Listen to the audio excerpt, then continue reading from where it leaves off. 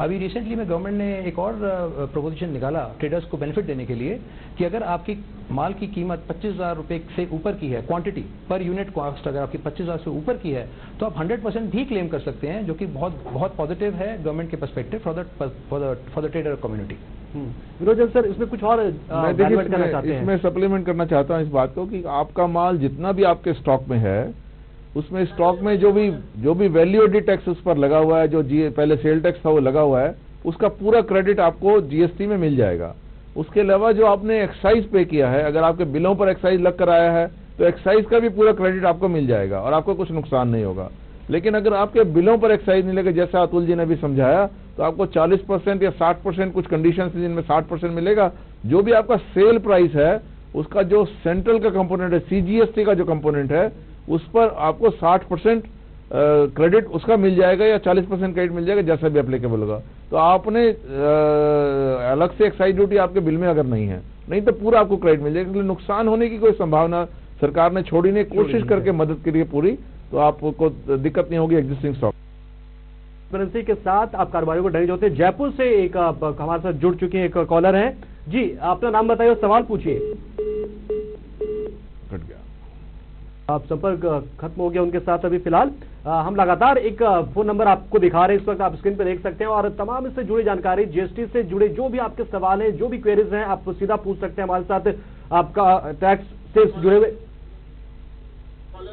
एक कॉलर हमारे साथ और जुड़ गए हैं जी, अपना नाम बताइए सर। हाँ, मेरा नाम हरीश है, सूरत से बोल रहा हूँ। सूरत से जी, हरीश जी अपना सवाल पूछिए। हाँ, मैं ये पूछ रहा था कि मेरे को मान लो जैसे साड़ी का कारोबार है, तो क्या होता है उसमें कि जैसे छोटे छोटे कारोबारी होते हैं, जैसे लेडीज वगैरह होती है, वो घर पे भी काम करते हैं जी,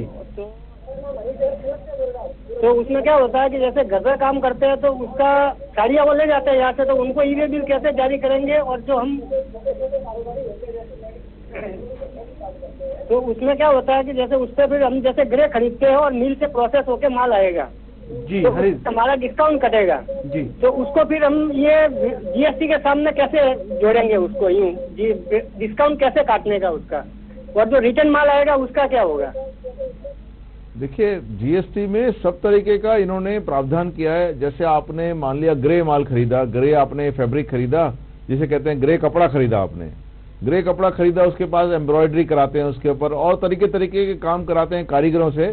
कुछ कारीगर आपके एम्प्लॉय हैं, उनका तो कोई उस पर जीएसटी लगता नहीं है, लेकिन आप अगर किसी बाहर के उससे कराते हैं, कॉन्ट्रैक्ट पर कराते हैं, और अगर जॉब वर्कर से कराते हैं तो जॉब वर्कर आपको 18% टैक्स चार्ज करेगा, अगर वो रजिस्टर्ड है। अगर नहीं रजिस्टर्ड है तो कोई टैक्स आपको चार्ज नहीं करेगा, आप वो टैक्स आपको अपने आप देना होगा। और हम ये आपको सजेस्ट करेंगे कि जो भी आपके कॉन्ट्रैक्टर हैं, उनको अगर आप अपना एम्प्लॉयमेंट में, चाहे पार्ट टाइम एम्प्लॉयमेंट है, पर पीस बेसिस की एम्प्लॉयमेंट है, उसमें अगर आप उसको दिखा सकते हैं तो ये जीएसटी का रिवर्स चार्ज का भी आपको नहीं देना पड़ सकता है। लेकिन ये जितनी भी चीजें आपकी कॉस्ट में आएंगी, उस सब पे जो भी आप टैक्स देंगे उस सब का क्रेडिट आपको मिल जाएगा जब आगे आप माल बेचेंगे। माल आप हो सकता है आप दिल्ली में बेचें, हो सकता है आप सूरत में बेचें, हो सकता है आप बाहर बेचें। तो आपने एक सवाल पूछा ई वे बिल का। जो माल आपका गुजरात के अंदर अंदर घूमेगा उसमें कोई ई वे बिल की जरूरत नहीं है। जब अगर गुजरात की बाउंड्री क्रॉस करनी है तभी आपने उसे ई वे बिल देना है, और गुजरात के अंदर अंदर माल जाना तो खाली आपने उसे इनवॉइस देना है। अगर जॉब वर्कर पे माल जाएगा तो जॉब वर्कर को आप चालान पर माल देंगे, अपना जो प्री प्रिस्क्राइब्ड परफॉर्मा है, और वो माल उसके पास चला जाएगा, फिर चालान से ही वो सामने जनरेट करेगा, वापस आएगा, आप इन्वर्ट का चालान बनाएंगे, और उसके बाद फिर आगे उसे और प्रोसेस करा के आगे आप बेच सकते हैं। तो इसमें प्रक्रिया में सब तरीके का प्रावधान सरकार ने किया है, कोई दिक्कत नहीं होगी। आपको कोई भी किसी प्रकार की दिक्कत है, आप अपने नियर बाई चार्टर्ड अकाउंटेंट या और कोई टैक्स कंसल्टेंट, ये टैक्स क्लिनिक वाले हैं, इनसे ही पूछ सकते हैं। जीएसटी स्ट्रीट है, इलेक्ट्रॉनिकली भी पूछ सकते हैं, फिजिकली भी पूछ सकते हैं, सब तरीके की सुविधा है।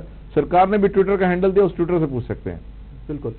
एक और कॉलर दिल्ली से हमारे साथ इस वक्त जुड़े हुए हैं जी, अपना सवाल पूछिए और अपना नाम बताइए। हेलो जी, अपना नाम बताइएगा। सर, मैं राजेश राणा बोल रहा हूँ दिल्ली से। जी राजेश जी, राजेश अपना सवाल पूछिए। सर, हम लोग हेलो जी, हम लोग साइनेज बोर्ड बनाते हैं जी, और हम कस्टमर को सेल करते हैं उसको, लेकिन वो आगे उसको सेल नहीं करता। अच्छा, तो उसका क्या क्रेडिट लेगा, इनपुट लेगा वो या नहीं लेगा? ये अतुल सर के पास जाना चाहूंगा इस सवाल के लिए। अतुल सर, आपने सुना साइनेज बोर्ड ये बनाते हैं, ये फिर उसको बिक्री करते हैं और उसके बाद यदि वो आगे नहीं जाता तो उसमें कैसे किस तरह का टैक्स प्रावधान किस तरह से जुड़ेगा जीएसटी के जरिए अगर इसको देखें तो? जो मैं समझ पा रहा हूँ, जैसा बता पा रहे हैं कि मैं ऑडिबल नहीं था मेरे को क्वेश्चन। हाँ, जो टिपिकल साइनेज बोर्ड होते हैं जो पहले जिसके ऊपर सिर्फ वैट लग के आता था, क्योंकि वो राइट ऑफ ट्रांसफर के अंदर जो है सिंपल वैट लग के आता था और उसके अंदर अब कुछ नहीं है, पूरा का पूरा वैट जीएसटी लगेगा 18% का और उसका पूरा क्रेडिट आगे वाली पार्टी को मिलेगा। इसमें प्रॉब्लम जो पहले लास्ट टाइम कंफ्यूजन होती थी कि इसको क्या हम वर्क्स कॉन्ट्रैक्ट माने या ना माने, तो पहले उसकी कंफ्यूजन में हम आधा सर्विस टैक्स भी पे कर रहे हैं या उसको वैट भी पे कर रहे हैं। पहले 2 टैक्सेस हमें पे करने पड़ते थे, सर्विस टैक्स भी और वैट भी। फिर वैट के अंदर प्रॉब्लम थी कि इसके वैट का टीडीएस सब डिडक्ट करते थे। अब गवर्नमेंट ने इसको बहुत सिंप्लीफाई कर दिया है। अब सिंपल इसके ऊपर जीएसटी है 18% का और वही बेसिकली आगे आप चार्ज करते हैं और जो आपकी पार्टी है उसको पूरा का पूरा बेनिफिट मिल जाता है।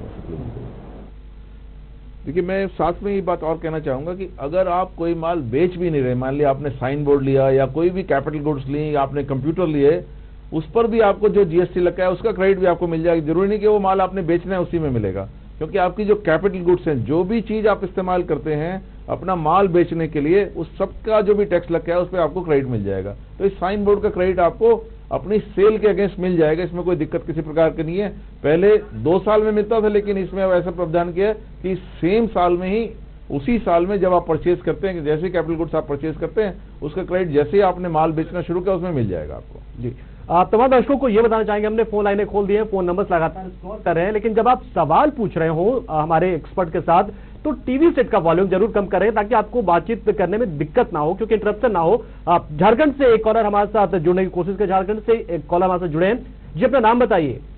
हाँ सर, महेश शर्मा बोल रहा हूँ, मैं बोकारो झारखंड से। जी महेश जी। हाँ सर, मैं बहुत छोटे स्तर का ठेकेदारी करता हूँ बोकारो स्टील प्लांट में जी, और बड़ी बड़ी कंपनियों का मैं पेटी पे काम करता हूँ, लेकिन वो टाइम पे ना पेमेंट देते हैं ना सर्विस टैक्स देते हैं और हम लोगों को मुश्किल होती है कि सर्विस टैक्स वाले डिपार्टमेंट से नोटिस आ जाता है और अब ये जीएसटी भी है, समझिए उनका भी नोटिस, हम कैसे उसको बियर करें? जी, ये सवाल अहम है सर। हम दोनों चाहेंगे आप दोनों हमारे एक्सपर्ट इस पे बारी बारी से बताएं और समझाएं ऐसे कारोबारियों जो छोटे ठेकेदार हैं जो सबलेट पे काम लेते हैं। मुझे लगता है ये सबलेट पे काम लेते होंगे, तो ऐसे लोगों पर क्या असर पड़ने जा रहा है? देखिए, सरकार ने बड़ा अच्छा प्रावधान किया ऐसे व्यापारियों के लिए जिनको आगे वाला, जिससे आप सब कॉन्ट्रैक्ट में माल दे रहे हैं, आगे आपको पेमेंट नहीं कर रहा है। सरकार ने कहा भाई जो अगर आप पेमेंट नहीं करते तो उसका आपको इनपुट क्रेडिट नहीं मिलेगा। मान लिया आपने अपने बिल पे जीएसटी लगाया और उसने अपना बिल तो ले लिया, आपसे माल ले लिया, सारा काम कर लिया, आपने प्रोसेस कर दिया जो भी आप उसके लिए सर्विसेज दे रहे हैं, लेकिन उसके बाद उसने आपको पेमेंट अगर नहीं किया, अगर आप उसने 6 महीने तक आपको पेमेंट नहीं किया उस माल का, तो उसका जो भी इनपुट क्रेडिट है वो रिवर्स भी हो जाएगा और उसके ऊपर ब्याज भी देना पड़ेगा उसे। तो एक तरीके से उसके ऊपर एक सर पे तलवार है कि आपका डिले कितना भी करे 6 महीने के अंदर अंदर तो आपका पैसा उसको देना ही पड़ेगा। तो इसलिए ये एक सरकार की तरफ से एक तरीके से एडिशनल सुविधा हो गई। बिल्कुल। अतुल सर, कुछ इसमें और वैल्यू एडेड चाहेंगे? जो छोटे ठेकेदार हैं उनके लिए जीएसटी फायदेमंद होने जा रहा है या नहीं होने जा रहा है? जो छोटे कॉन्ट्रैक्टर होते हैं, सब कॉन्ट्रैक्टर जो हम सब कॉन्ट्रैक्ट लेते हैं। देखिए, सिर्फ एक फियर है कि जीएसटी से किसी न मतलब हर कारोबार को थोड़ा एक फियर जरूर है, बट हमारे अपने पर्सपेक्टिव, अगर आपको प्रॉपर नॉलेज है और आपके अच्छे कंसल्टेंट्स हैं तो हर ट्रेडर को, चाहे वो लास्ट माइल कनेक्टेड है, उसको यहाँ से फायदा ही होना है। देखिए, अभी क्या है कि आप फैक्ट्री चलाते हैं तो आपको 4 टैक्सेस देने पड़ रहे हैं, आप उसमें एक्साइज में भी उलझते हैं, वैट में भी उलझते हैं, सर्विस टैक्स में उलझते हैं, जैसे कि और एंटी टैक्स वगैरह में, लग्जरी टैक्स वगैरह में, एंटरटेनमेंट टैक्सेस में उलझते हैं। आपको सिर्फ एक ही डिपार्टमेंट को लुक आफ्टर करना है, आपने उसी को ही, आपको हर टैक्सेस का आपको इनपुट मिलना है, आपकी प्रॉपर बिलिंग हो। और जहाँ तक सवाल, जैसे सर ने भी कहा, बहुत अच्छा सवाल है कि आपको 6 महीने में अगर पेमेंट नहीं करते तो आपको रिवर्स करना है। तो जो एक लोगों को प्रॉब्लम आती थी जहाँ पे कि आपने काम तो कर दिया लेकिन आपको आपके ही पैसे वापस नहीं मिलते थे, तो वो भी गवर्नमेंट ने एक लायबिलिटी क्रिएट कर दी उसी वेंडर के लिए और छोटे ठेकेदारों को ये बेनिफिट मिल गया कि आपको उस पार्टी को पेमेंट करना ही पड़ेगा। और दूसरी बात, सबसे बेस्ट पार्ट कर दिया कि जो फर्स्ट टाइम इंट्रोड्यूस हुआ है हमारी कंट्री के अंदर कि जहां पर कि रेटिंग सिस्टम शुरू कर दिया है गवर्नमेंट ने। अगर आज आपको गवर्नमेंट ही रेटिंग अच्छी नहीं देती है तो आपको कल अच्छे कॉन्ट्रैक्ट्स नहीं मिलते हैं। तो उन्होंने आप ही की बेसिकली रेटिंग सिस्टम शुरू कर दिया है जहां पर कि अगर टाइम से रिटर्न्स पूरी नहीं जमा कराते हैं या आपके डिफॉल्ट्स आते हैं, आप लेट करते हैं, तो उसमें कहीं ना कहीं आपको नेगेटिव फीडबैक है और अच्छा टेंडर नहीं मिलेंगे। तो गवर्नमेंट का एक इनिशिएटिव है कि जहां पर कि हर वेंडर अपनी रेटिंग अच्छी रखने के लिए कल अपनी एफिशिएंसीज को इंक्रीज करेगा, कंप्लायंसेस को बेटर करेगा। बिल्कुल सर। अहमदाबाद से एक कॉलर हमारे साथ जुड़ रहे हैं जी, अपना नाम बताएं, सवाल पूछें। तरुण कुमार जी। श्रवण जी, सवाल क्या सर आपका? मेरा रिटेल शोरूम है और रिटेल का शोरूम है ज्वेलर्स का, ये हमारे क्या फायदा होगा हमारे को? रिटेल शोरूम वालों को क्या फायदा होगा सर जीएसटी के जरिए? विनोद सर। देखिए, रिटेल शोरूम वालों को फायदा सिर्फ यही मिलने वाला है उनको कि जो भी सामान आप बेचते हैं उस सामान पर जो भी आप टैक्स लगाते हैं, जो आपने टैक्स, जो भी माल आपने टैक्स पे करके अपने होलसेलर से खरीदा, उसका पूरा क्रेडिट आपको मिल जाएगा। पहले उसका एक्साइज ड्यूटी का क्रेडिट आपको नहीं मिलता था, अब आपको एक्साइज ड्यूटी भी उसमें शामिल हो गई, क्योंकि जो सेल टैक्स था या वैल्यू एडिड टैक्स था उसमें एक्साइज ड्यूटी भी शामिल हो गई, जीएसटी बना है, तो पूरे अमाउंट का क्रेडिट आपको मिल जाएगा जब आगे आप माल बेचते हैं। एक तो देखिए ये फायदा है। दूसरा, आप अपनी दुकान का जो किराया देते हैं, उस दुकान के किराए पर जो जीएसटी लगता है उसका क्रेडिट भी आपको मिल जाएगा। उसके अलावा आप कोई भी इनपुट है, मान ली ट्रांसपोर्टेशन कॉस्ट है या किसी तरह की कोई भी और कॉस्ट है, सैलरी पर क्योंकि जीएसटी लगने रहा है इसलिए सैलरी में क्रेडिट का सवाल नहीं है, उसको सैलरी को छोड़ के बाकी और जो भी आपकी कॉस्ट है उस पर सब पे आपका टैक्स का इनपुट मिल जाएगा। ये बहुत बड़ा फायदा है रिटेलर्स को। दिल्ली से कॉलर हमारे साथ और जुड़ गए हैं जी, अपना नाम बताइए और सवाल पूछिए। हेलो जी, अपना नाम बताइए सर। राजकुमार सिंगला। जी राजकुमार जी बताइए। हाँ, मैं ये पूछना चाहता हूँ, जो हम माल इम्पोर्ट करते हैं उसकी ड्यूटी तो पहले वहाँ लग जाती है जी, और आगे क्या प्रोग्राम है इसका? सर एक बार फिर से अपना सर सवाल पूछिए, थोड़ा सा आवाज आपकी क्लियर नहीं है। जैसे हम बाहर से चाइना से माल इम्पोर्ट करते हैं, उसकी ड्यूटी लग जाएगी, बॉम्बे में लगेगी जो कोई बंदरगाह पे, ठीक है, यहाँ उस पर टैक्स लगेगा या उसी में रिफंड होगा? देखिए, इसके बारे में मैं आपको ये बताना चाहूंगा, जो भी जितने भी इम्पोर्टर हैं वो जब इम्पोर्ट करते थे दो तरह की ड्यूटी लगती थी। एक ड्यूटी लगती थी जिसे कस्टम ड्यूटी कहते हैं, जो कस्टम की ड्यूटी है वो तो पहले की तरह कस्टम ड्यूटी के कानून में कोई बदलाव नहीं, उसी तरह लगती रहेगी। लेकिन उसके अलावा सैड एक स्पेशल एडिशनल ड्यूटी लगती थी और एक ऑक्सिलरी लगती थी।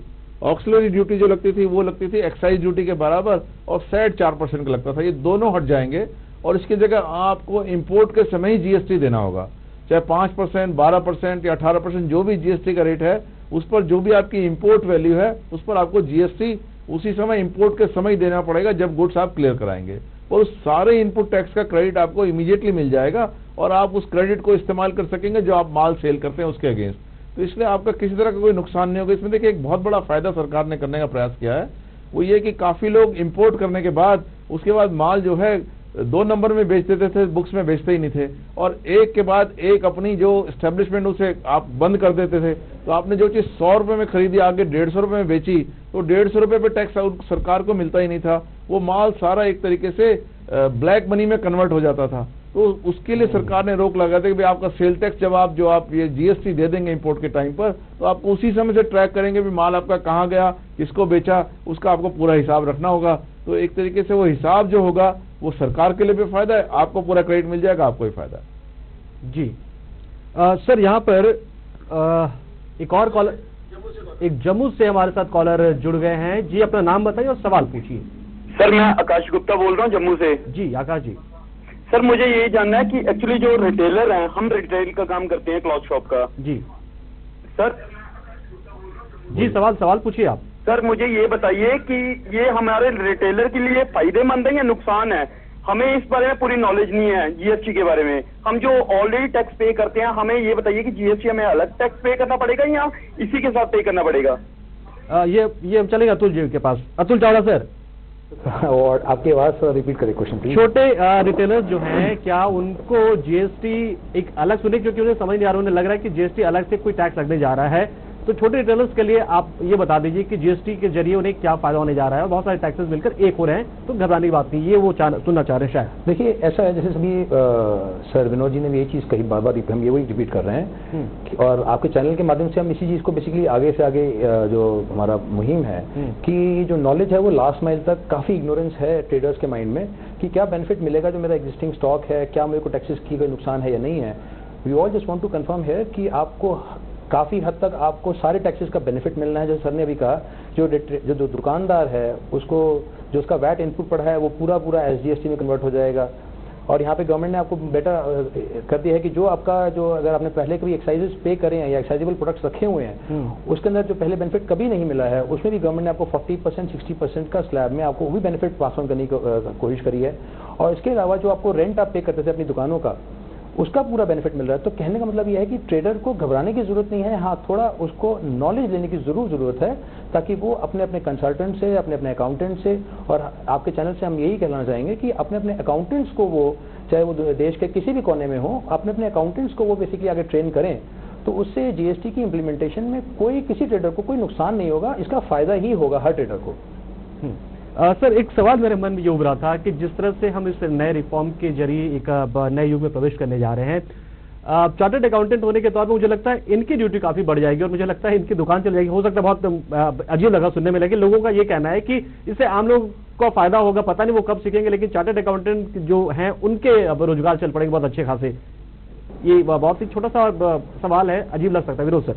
नहीं, देखिए, इस बात का जवाब मैं देता हूं क्योंकि मैं चार्टर्ड अकाउंटेंट समाज का प्रतिनिधि भी हूं। पूरे देश में जो बोर्ड ऑफ स्टडीज है, जो सीए की जो एजुकेशन है, उसका इंचार्ज भी रहा, 12 साल सेंट्रल काउंसिल मेंबर भी रहा, तो इस बात का जवाब मैं देता हूं। देखिए, चार्टर्ड अकाउंटेंट समाज हमेशा पूरे समाज के समर्थन सपोर्ट में जुड़ा है जी। चार्टर्ड अकाउंटेंट को कोई भी पेमेंट आप जो भी करेंगे वो बिना किसी कारण के नहीं करेंगे, अगर आपको कोई सुविधा मिलेगी तभी करेंगे। और चार्टर्ड अकाउंटेंट हमेशा एक नॉमिनल कॉस्ट, एक कम से कम कॉस्ट चार्ज करते हैं, और ऐसा नहीं है कि कुछ अनाप शनाप पैसा आपसे चार्ज करने वाले हैं। छोटा व्यापारी है तो उससे छोटी कॉस्ट, बड़ा व्यापारी है तो उससे थोड़ी ज्यादा कॉस्ट, उसी हिसाब से ली जाएगी जितनी जिसकी कॉम्प्लिकेशन होगी। हमने पूरे देश में लाखों चार्टर्ड अकाउंटेंट्स को बहुत अच्छे से ट्रेन किया है, जीएसटी के बारे में अच्छे से बताया भी कैसे कैसे काम करना है। अब जो चार्टर्ड अकाउंटेंट तैयार हैं पूरी तरह से आपकी मदद करने के लिए, अब मदद करने के लिए वो नॉर्मल छोटी मोटी आप उनसे सलाह लेंगे तो उसमें आपसे कुछ ज्यादा नहीं पूछने वाले हैं। लेकिन अगर आप चाहेंगे भी जीएसटी पूरा आप हमारे इम्प्लीमेंट कर दो, आप हमारे इनवॉइस कैसे बनेगा वो भी बनवा दीजिए, आप हमारे रिटर्न भरेंगे वो भी भरवा दीजिए, तो सारी मदद जो आप लेंगे उनसे, अपने अकाउंटेंट की भी ट्रेनिंग कराएंगे आप उनसे, तो सारी मदद जो आप लेंगे उसके लिए चार्टर्ड अकाउंटेंट आपको चार्ज करने वाला है। पड़ेगा बिल्कुल। जहाँ तक इसको दुकान का इस्तेमाल वर्ड जो है हम लोग सीए में अवॉइड करते हैं, क्योंकि हमारा जो भी एस्टेब्लिशमेंट है वो एक तरीके से सेवा भाव से हम लोग साथ में जुड़े हैं। इसमें कोई ऐसा नहीं कि हम आपको किसी तरह का नुकसान पहुंचाने वाली बात है, क्योंकि आपकी तरक्की में ही हमारी तरक्की है। ऐसा हमारा एक बेसिक हमारा जो प्रोफेशन है उसमें है कि हमारा व्यापारी बड़ा होगा, हमारा क्लाइंट बड़ा होगा, तभी हम उसकी ग्रोथ में ही उसका पार्टनर हैं। हम उसको ऐसा नहीं कि उसको कोई उसका नुकसान देंगे, उसके फायदे में ही हमारा फायदा है, उसके नुकसान में हमारा कोई फायदा नहीं। बिल्कुल सर, इसलिए मैं माफी चाहूंगा, मैंने कहा था कि बहुत अजीब लग रहा है मुझे बोलने में, लेकिन सवाल इस तरह के आते रह रहे हैं और लगातार पढ़ भी रहे हैं इस तरीके से। सर, एक और बात मेरे दिमाग में आई थी, अगर हम अलग अलग सेक्टर पर थोड़ी बात करना चाहें यहाँ पर, जैसे कि हाल फिलहाल के दिनों में मंदसौर में या महाराष्ट्र में जिस तरह से गोलीकांड हुआ या फिर किसानों के साथ जो भी हुआ है, किसान लगातार मांग कर रहे हैं, जीएसटी लागू होने के बाद क्या किसानों को कोई खास फायदा होने जा रहा है या नहीं होने जा रहा है, या फिर जैसे थे वो वैसे ही रहेंगे? ये एक बहुत ही अहम सेक्टर है, कृषि 60% लोग जुड़े हुए कहीं ना कहीं डायरेक्ट और इनडायरेक्ट, तो हम चाहेंगे सर अब दोनों से इस पर कमेंट कुछ। अतुल जी आप लोग पहले। देखिए, जहाँ तक फार्मर कम्युनिटी है या जो ट्रेडिंग कम्युनिटी है उसके अंदर ऑफ कोर्स गवर्नमेंट ने काफ़ी चेंजेस करे हैं। सबसे फर्स्ट और अहम चेंज है जो अब तक की हिस्ट्री में नहीं था, वो ये है कि पहली बारी एग्रीकल्चरिस्ट की डेफिनेशन चेंज हुई है कि एग्जैक्टली कौन जीएसटी के अंदर है और कौन जीएसटी से बाहर है। तो उसमें उन्होंने कहा है कि एग्रीकल्चरिस्ट की उन्होंने डेफिनेशन क्रिएट कर दी है कि अगर तो आपका अपना खेत है, चाहे वो कितना भी बड़ा हो, और आपकी अपनी हायर पेड लेबर है, अगर आप उसको ठेके पे या सिंपल लीज पे नहीं दे देते हैं, अगर आप उसको खुद यूटिलाइज करके खुद बना रहे हैं, खुद उपजाऊ कर रहे हैं, तो आपके ऊपर कोई टैक्स नहीं है। हाँ, उसके अलावा उन्होंने कुछ और जैसे पोल्ट्री फार्मिंग वगैरह को उन्होंने उसमें डाला है इस बारी। तो कहने का मतलब ये है कि उन्होंने कुछ चीज़ें डेफिनेशन उन्होंने करेक्ट कर दी है कि कौन एग्रीकल्चरिस्ट है और कौन नहीं है। जहाँ तक अगर आप प्योर एग्रीकल्चरिस्ट हैं आप बिल्कुल बाहर हैं, अगर आप नहीं हैं तब ऑफकोर्स आपको टैक्स है, लेकिन कम रेट का टैक्स है। और उसके बाद उस टैक्स ऑन टैक्स को वो उन्होंने चेंज से को, क्योंकि पहले बहुत अनऑर्गेनाइज मार्केट थी, आई थिंक ऑर्गेनाइज मार्केट जो देखिए हम आगे ग्रोथ की तरफ चल रहे हैं। आज फार्मर को भी ग्रोथ करना है, आज कम्युनिटी डेवलपमेंट के कंसेप्ट आ गए हैं, ई कॉमर्स की प्लेटफॉर्म्स आ गए हैं, और अगर हमने आज अपने फार्मर को ग्रो करना है तो उसको भी हमें ऑनलाइन कहीं ना कहीं लाना है। और उस सबके लिए आई थिंक गवर्नमेंट का एक मुहिम है कि जहाँ पर जब वो ऑनलाइन होंगे, जब वो और सबके सब एक प्लेटफॉर्म से जुड़ेंगे, तब उसमें सबका ही विकास है, उसमें ऐसा नहीं है कि उसके ऊपर कोई भार नहीं आएगा। बिल्कुल सर। सर विनोद सर, हमारे पास थोड़ा समय कम है, हम फाइनल कमेंट आपसे जानना चाहूंगा दर्शकों के लिए, कारोबारों के लिए खासतौर से, कि जीएसटी को वो किस तरह से ले, एक फाइनल कमेंट आपके जरिए क्योंकि चार्टर्ड अकाउंटेंट समाज की तरफ से। पहले तो मैं जो एग्रीकल्चरिस्ट है उनके लिए, जो खेतीहारी उनके लिए बताऊंगा कि उनका प्रोडक्ट अबाध रूप से पूरे देश में जा सकेगा, कहीं पर कोई रोक टोक नहीं होगी, और 0% टैक्स है ज्यादातर एग्रीकल्चर के ऊपर। जो भी आम चीजें आप गेहूं आटा वगैरह सब पर 0% टैक्स है, इसलिए किसी प्रकार का कोई प्रॉब्लम नहीं है, सब जगह जा सकेगा और सबको व्यापारियों को फायदा होगा। इसको टैक्स को समझें, ज्यादा से ज्यादा कंप्लाई करें, जितना टैक्स आप देंगे उतना टैक्स का रेट भी कल कम होगा। इसके साथ धन्यवाद। चलिए, बहुत बहुत धन्यवाद आप मेहमानों को हमारे साथ जुड़ने के लिए। अतुल सर, बहुत बहुत धन्यवाद आपका। चाहेंगे कि जागरूक आप करते रहें, लोगों को जोड़ते रहे अपने साथ। विनोद जैन सर आप भी अपने चार्टर्ड अकाउंटेंट समाज के साथ आप देश की तरक्की में भागीदारी निभा रहे हैं। आपका बहुत बहुत शुक्रिया हमारे साथ जुड़ने के लिए। और खास इस पेशकश में जीएसटी की बात आपके साथ में आज इतना ही, लेकिन हम जीएसटी को लेकर लगातार आपके पास आते रहेंगे, बताते रहेंगे, समझाते रहेंगे कि जीएसटी आपके हक की बात है, आपकी अपनी बात है। फिलहाल खास पेशकश में इतना ही। नमस्कार।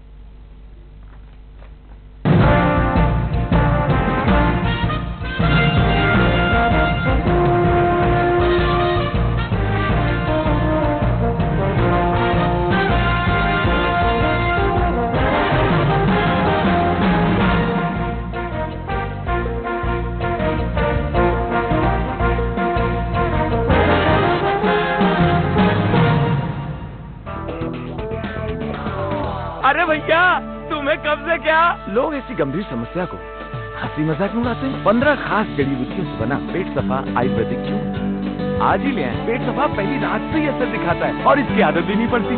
पेट सफा, हर रोग दफा। अब बड़ी चुनौतियां दो सामने हैं दिल्ली, जिससे जूझ रही है, एक बीमारी और एक कूड़ा।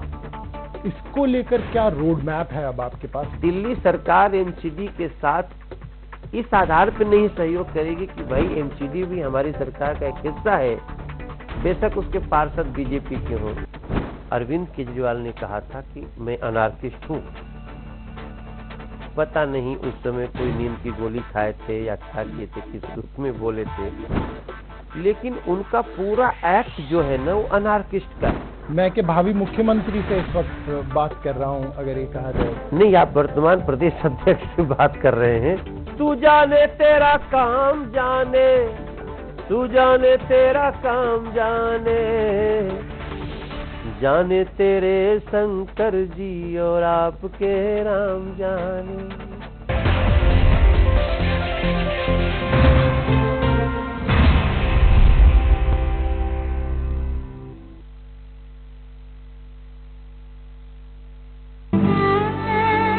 अब नहीं सहना पड़ेगा पुराने से पुराना जोड़ों का दर्द। डॉक्टर आर्थो है तमाम जोड़ों के दर्द की बेजोड़ दवा।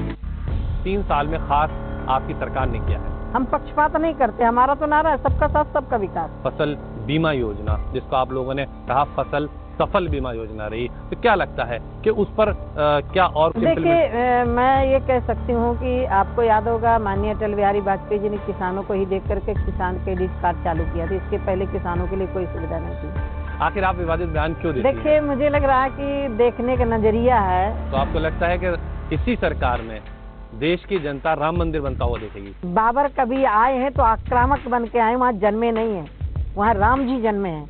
और राम जी जहाँ जन्मे हैं तो वहाँ उनका मंदिर तो बनना पड़े। मंदिर कहीं बनाया जा सकता है, लेकिन जन्मस्थली नहीं बदली जा सकती। तो आपको लगता है कि इसी सरकार में देश की जनता राम मंदिर बनता हुआ देखेगी? बड़ा कदम आप उठाने के लिए कह रही हैं कि मुस्लिम महिलाएं आए और आपके आश्रम में रहें। हालांकि जो छवि आपकी है वो एक हिंदुत्ववादी नेता की छवि है, एक ऐसी छवि है जिस पर शायद मुस्लिम महिलाएं जल्दी से भरोसा ना करें। लेकिन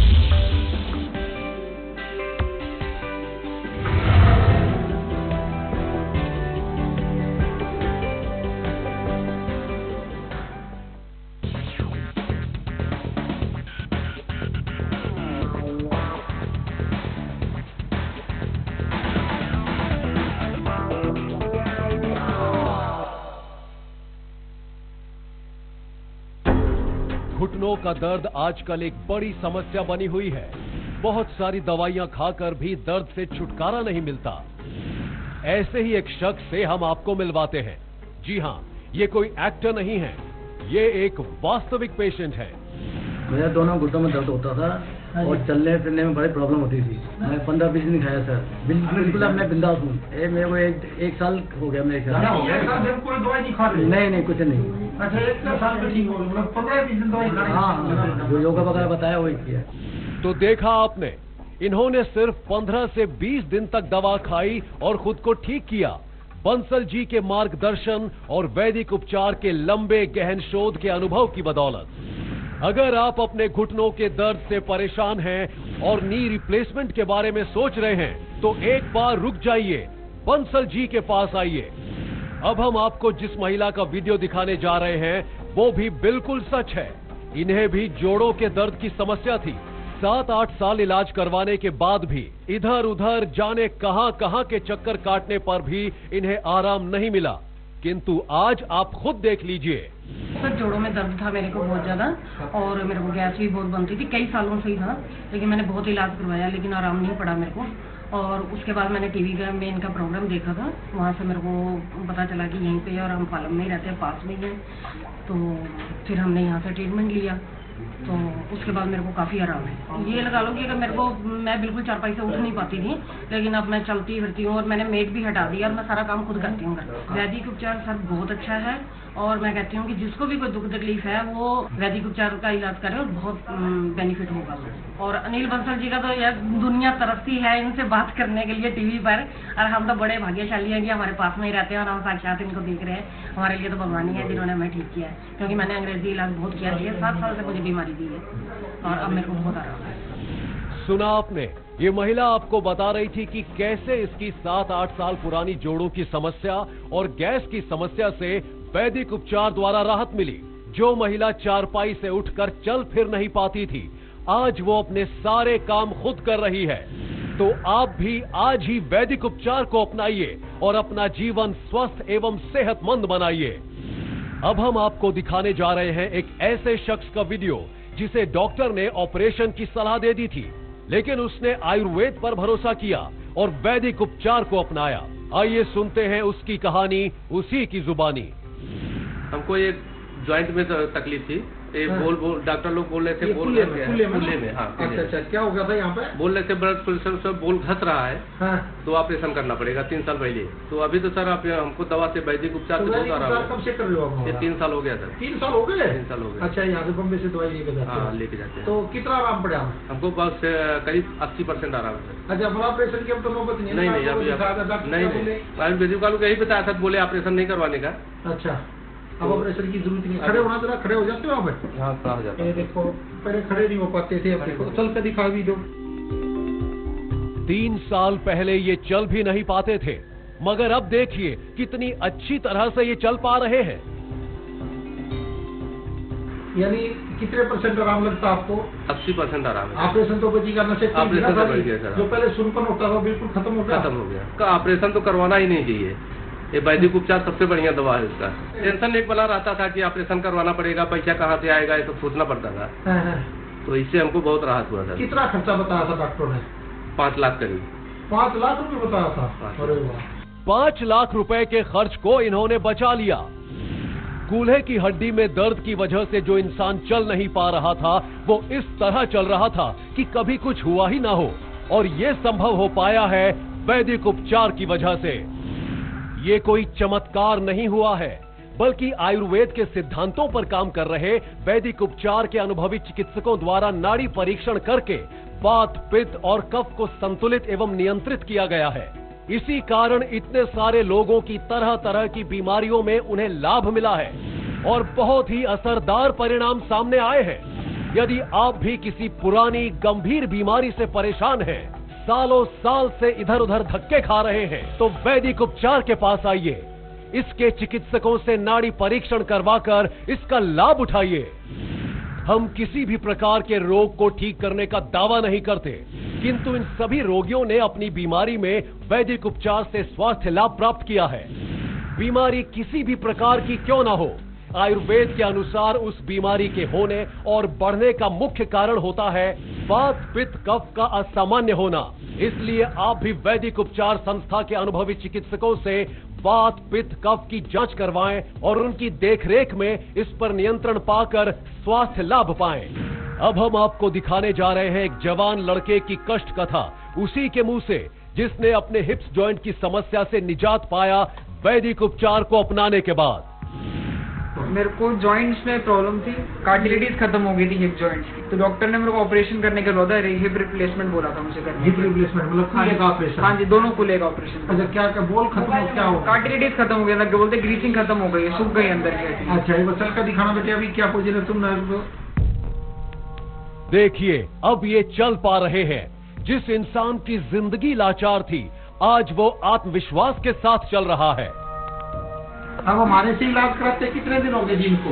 1.5 महीना हो गया सर, 1.5-2 महीना। हाँ जी। तो पहली बार तो आप इनको लेकर नहीं आए थे ना? नहीं नहीं, पहली बार नहीं लाई थी। अच्छा, ऐसे ही दवाई लेने को बता के? हाँ जी, आपको बता के ऐसे ये चल नहीं पाता था? बिल्कुल नहीं, बिल्कुल नहीं चल पाता था। बेड पे ही था उस टाइम पे? बेड पे ही था। तो अब ये खुद चल का आए बेटे? 20-30% आराम आ गया मेरे को। चलने लग गया मुझे इतना, नहीं तो पहले